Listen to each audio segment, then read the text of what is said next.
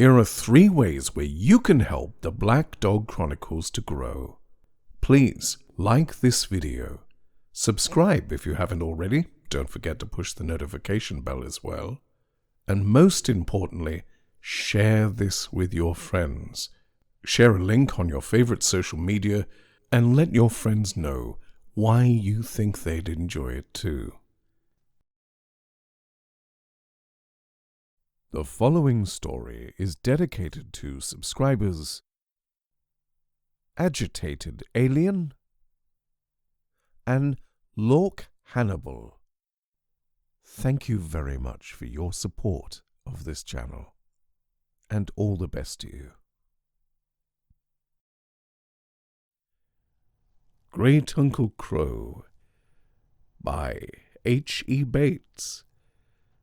Read by Hugh Carr. Once in the summertime, when the water lilies were in bloom and the wheat was new in ear, his grandfather took him on a long walk up the river to see his Uncle Crow. He had heard so much of Uncle Crow, so much that was wonderful to be marveled at, and for such a long time that he knew him to be, even before that, the most remarkable fisherman in the world. "Masterpiece of a man, your Uncle Crow," his grandfather said. "He could get a clothesline any day and tie a bit of brick on it and a morsel of cake, and go out and catch a pike as long as your arm." When he asked what kind of cake, his grandfather seemed irritated and said it was just like a boy to ask questions of that sort. "Any kind of cake," he said. "Plum cake, doesn't matter. Caraway cake. Christmas cake if you like, anything. I shouldn't wonder if you could catch a pretty fair pike with a cold baked tater." "Only a pike?" "Times," his grandfather said. "I've been sitting on the bank in a sweltering hot day like a furnace, when nobody was getting a bite, not even off a bloodsucker. And there your Uncle Crow be pulling them but by the dozen, like a man shelling harvest beans." "And how does he come to be my Uncle Crow," he said, "if my mother hasn't a brother, nor my father?" "Well," his grandfather said, "he's really your mother's own cousin if everybody had their rights, but all of us call him Uncle Crow." "And where does he live?" "You'll see," his grandfather said, "all by himself, in a little titty bit of a house by the river." The little titty bit of a house, when he first saw it, surprised him very much. It was not at all unlike a black tarred boat that had either slipped down a slope and stuck there on its way to launching, or one that had been washed up and left there in a flood. The roof of brown tiles had a warp in it, and all the sides were mostly built, he thought, of tarred beer barrels. The 2 windows with their tiny panes were about as large as chessboards, and Uncle Crow had nailed underneath each of them a sill of sheet tin that was still a brilliant blue, each with the words "backache pills" in white lettering on it, upside down. On all sides of the house grew tall feathered reeds. They enveloped it like gigantic whispering corn. Some distance beyond the great reeds, the river went past in a broad, slow arc on magnificent kingly currents, full of long white islands of water lilies as big as china breakfast cups, shining and yellow-hearted in the sun.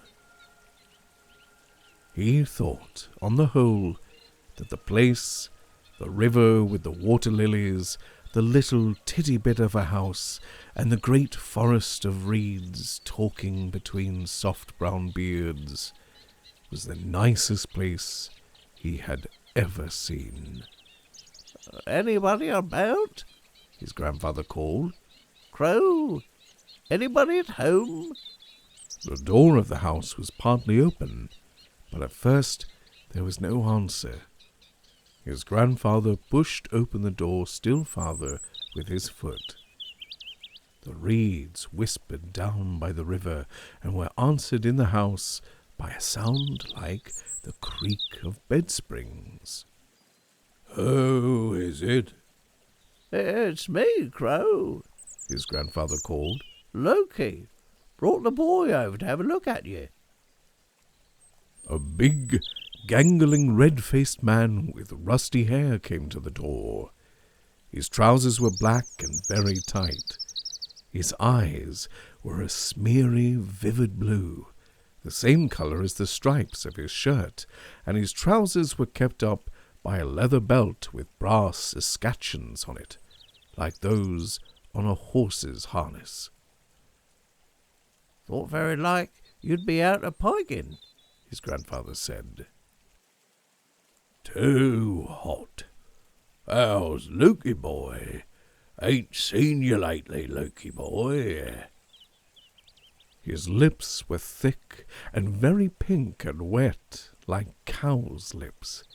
He made a wonderful erupting jolly sound somewhere between a belch and a laugh. "Coming in a minute." In the one room of the house was an iron bed with an old red check horse rug spread over it, and a stone copper in one corner, and a bare wooden table with dirty plates and cups, and a tin kettle on it. 2 osier baskets and a scythe stood in another corner. Uncle Crow stretched himself full length on the bed, as if he was very tired. He put his knees in the air. His belly was tight as a bladder of lard in his black trousers, which were mossy green on the knees and seat. How's the fishing? His grandfather said. I've been telling the boy. Uncle Crow belched deeply. From where the sun struck full on the tarred wall of the house, there was a hot whiff of baking tar. But when Uncle Crow belched, there was a smell like the smell of yeast in the air. "It ain't been all that much of a summer yet," Uncle Crow said. "Ain't had no rain." "Not like that summer you catched a big un down at Archer's Mill? I recollect you a telling on me." "Too hot and dry by half," Uncle Crow said. "Gets in your gullet like chaff." "You recollect that summer?" his grandfather said. "Nobody else a fetching on him out, only you." "Have a drop of neck oil," Uncle Crow said. The boy wondered what neck oil was, and presently, to his surprise, Uncle Crow and his grandfather were drinking it. It came out of a dark green bottle, and it was a clear, bright amber, like cold tea, in the 2 glasses. "The meadow were yeller with 'em," Uncle Crow said. "Yeller as a guinea." He smacked his lips with a marvelously juicy, fruity sound. The boy's grandfather gazed at the neck oil and said he thought it would be a corker if it was kept a year or 2. But Uncle Crow said, "Trouble is, Lukey boy, it's a terrible job to keep it. You start tasting on it to see if it'll keep, and then you taste on it again, and you go on tasting on it until there ain't a drop left as'll keep." Uncle Crow laughed so much that the bed springs cackled underneath his bouncing trousers. "Why is it called neck oil?" the boy said. "Boy," said Uncle Crow, "when you get older, when you get growed up, you know what'll happen to your gullet?" "No." "It'll get sort of rusted up inside, like an old gutter pipe, so you can't swaller very easy. Rusty as old Harry'll get. You know that, boy? No? Well, it will. I'm telling on you. And you know what you got to do then? No? Every now and then you got to get a drop of neck oil down it, so to ease it. A drop of neck oil every once in a while. That's what you got to do to keep the rust out. The boy was still contemplating the curious prospect of his neck rusting up inside in later years when Uncle Crow said, Boy, you just go outside and just round the corner and you'll see a bucket. You bring a handful of cresses out of it. I bet you're hungry, ain't you? A little bit. He found the cresses in the bucket, cool in the shadow of the little house. And when he got back inside with them, Uncle Crow said, Now, you put the cresses on that there plate there, and then put your nose inside that there basin, and see what's inside. What is it, eh? Eggs. Ought to be 14 on 'em, 4 apiece and 2 over. What sort are they, boy?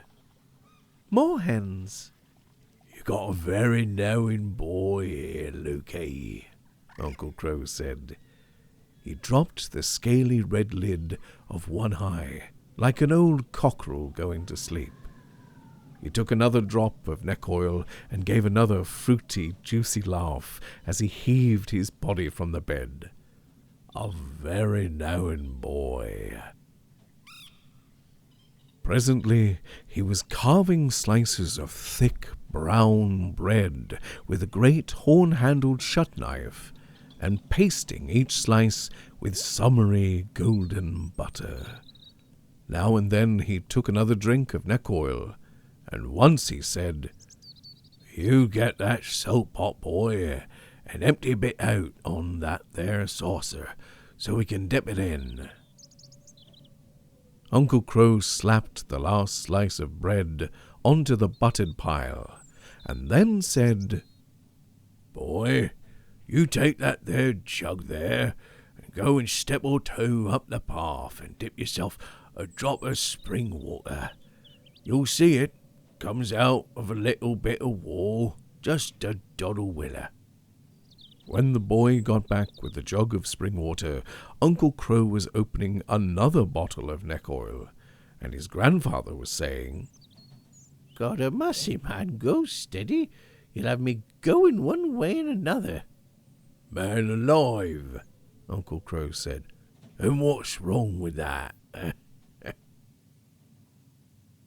Then the watercress, the salt, the moorhen's eggs, the spring water, and the neck oil were all ready. The moorhen eggs were hard-boiled. Uncle Crow lay on the bed and cracked them with his teeth, just like big brown nuts, and he said he thought the watercress was just about as nice and tender as a young lady. I'm sorry we ain't got the gold plate out, though. I had it out a Sunday. He closed his old cockerel-lidded eye again and licked his tongue backwards and forwards across his lips and dipped another peeled egg in salt. You know what I had for my dinner a Sunday, boy? No? A pussycat on a golden plate, roasted with broad beans and new taters. Did you ever heard talk of anybody eating a roasted pussycat, boy? Yes. You did? Yes, he said. That's a hare. Ah, you got a very knowing boy, Loki, Uncle Crow said. A very knowing boy. Then he screwed up a big dark green bouquet of watercress and dipped it in salt until it was entirely frosted, and then crammed it in one neat wholesale bite into his soft pink mouth. But not on a gold plate, he said. He had to admit that.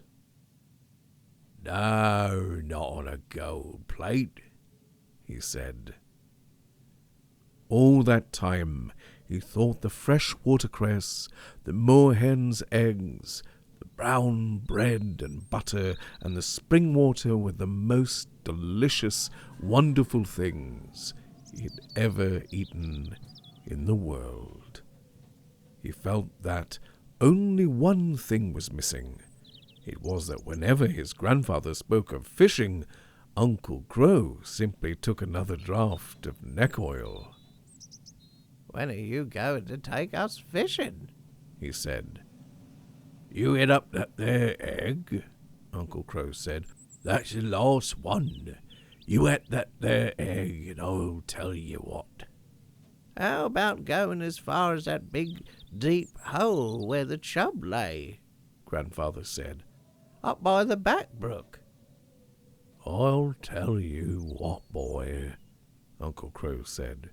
"You get your grandfather to bring you over September time, of a morning, afore the steam's off the windows. Mushrooming time. You come over and we'll have a bit of bacon and mushroom for breakfast, and then set into the pike. You see, boy, it ain't the piking season now. It's too hot, too bright. It's too bright of afternoon. They ain't a-biting." He took a long, rich swig of neck oil. "Ain't that it, Lukey? That's the time, ain't it? Mushroom time." "That's it," his grandfather said. "Tut out," Uncle Crow said. "Drink up. My throat's just easing off a bit." He gave another wonderful belching laugh and told the boy to be sure to finish up the last of the watercress and the bread and butter. The little room was rich with the smell of neck oil and the tarry, sun-baked odor of the beer barrels that formed its walls. And through the door came always the sound of reeds talking in their beards, and the scent of summer meadows drifting in from beyond the great curl of the river, with its kingly currents and its islands of full-blown lilies, white and yellow in the sun. "I see the wheat's in here," his grandfather said. "Ain't that the time for tench, when the wheat's in here?" "Mushroom time," Uncle Crow said. "That's the time. You get mushroom time here, and I'll fetch you a tench out as big as a cricket bat." He fixed the boy with an eye of wonderful, watery, glassy blue, and licked his lips with a lazy tongue and said, "You know what color a tench is, boy?" "Yes," he said. "What color?" "The color of neck oil." "Lukey," Uncle Crow said, "you got a very knowing boy here. A very knowing boy." After that, when there were no more cresses or moorhen's eggs or bread and butter to eat, and his grandfather said he'd get hung if he touched another drop of neck oil, he and his grandfather walked home across the meadows. "What work does Uncle Crow do?" he said. "Uncle Crow? Work? Well, he ain't... Uncle Crow? Well, he works, but he ain't what you call a regular worker." All the way home, he could hear the reeds talking in their beards. He could see the water lilies that reminded him so much of the gold and white inside of moorhen's eggs. He could hear the happy sound of Uncle Crow laughing and sucking at the neck oil and crunching the fresh, salty cresses into his mouth in the little tarry room.